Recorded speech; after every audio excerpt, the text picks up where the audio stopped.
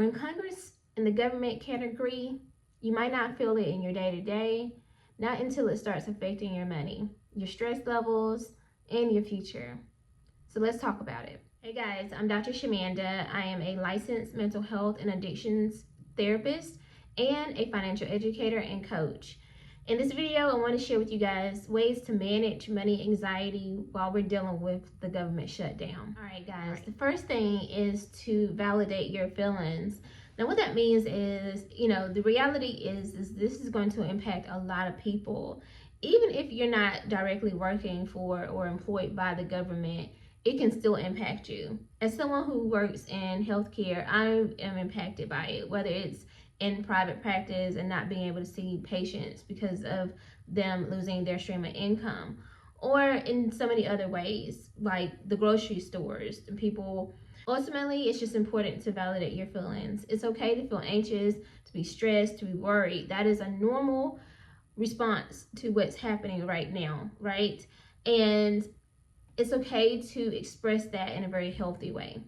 Number 2 is to control your controllables, right? At the end of the day, there's only so much that you can do. It's important right now to focus on your finances, your emergency funds, and maybe even shifting things in your budget.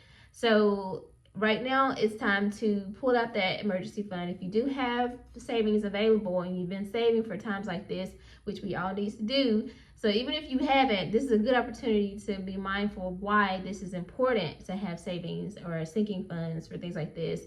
But it's time to look at that fund and see how much you have. How long will it cover you, right? Whether we're shut down for a month or 3 months or 6 months, how much do you have? And if you don't have anything, it's time to start cutting, right? So what can you cut immediately? What do you need just to cover your basic expenses, whether it's housing, food, car to get to wherever you need to get to?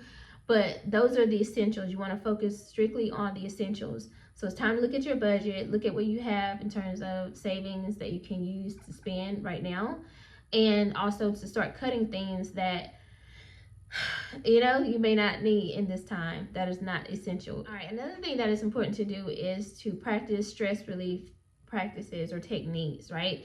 Because at the end of the day, being stressed and worried, which are again natural and normal feelings in this time, but they're not healthy on your body. So we have to release some of that tension. So whether that's going for a walk, going for a run, talking to a friend, even journaling, sometimes even getting on social media and kind of building with your community. So whether that's posting and saying, hey guys, I'm stressed about this. How do you guys feel? What's going on with you? And building that community, starting the conversation or engaging in the conversation can be very helpful as well. Also, I would definitely suggest unplugging from the news and media coverage. You don't want to sit around and watch the news and what's going on 24/7, because it's going to keep you in this perpetual loop of stress and anxiety and feeling worried about what's going on. And some of this you cannot control at this time. So make sure that you're engaging in stress relief coverage or techniques at this time. All right, now it's also important to reframe your mindset. At the end of the day, this will not last forever. We know this. We've been through this before. This is not the first time. So we know this will not last forever. So if you can be mindful of that and remember that will go so far in managing your stress during this time. Remember that you're going to be okay. There are food banks available. There are shelters. You will survive this. You will be okay. It is time to reach out to your support system if you have one and ask for help if you need it. But just be mindful that you can survive this. This will not last forever. And lastly, don't be afraid to reach out for help if you are extremely struggling with this, because some people do have underlying or anxiety and depression that's already there, and this can be a huge trigger. So if you're one of those people and you already have a therapist, reach out to your therapist and let them know, like, hey, I can't afford to pay right now, but could you offer a sliding scale free, or could you do a pro bono session? And most therapists, we have already committed to doing those free sessions with our clients. So at some point, if they ever need them, because that's just part of our profession, right? So reach out to your therapist. If your company offers EAP, again, even though you're furloughed, you may still be able to use those benefits. So definitely use those. Those are basically around 6 free sessions that are most offered mostly by your company, for most companies, excuse me. So definitely tap into that, research that, and find out if that's something that's available to you.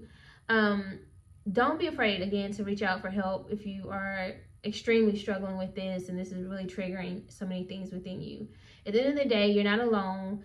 There are a lot of people impacted by this, so don't be afraid to ask for help, and just know that you can get through this. You're not alone.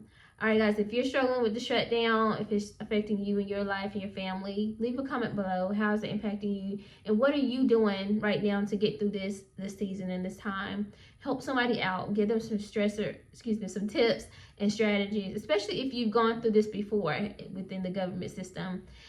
Leave some tips and comments in the comment section. All right, guys, I hope this helps, and I'll see you guys in the next video. All right.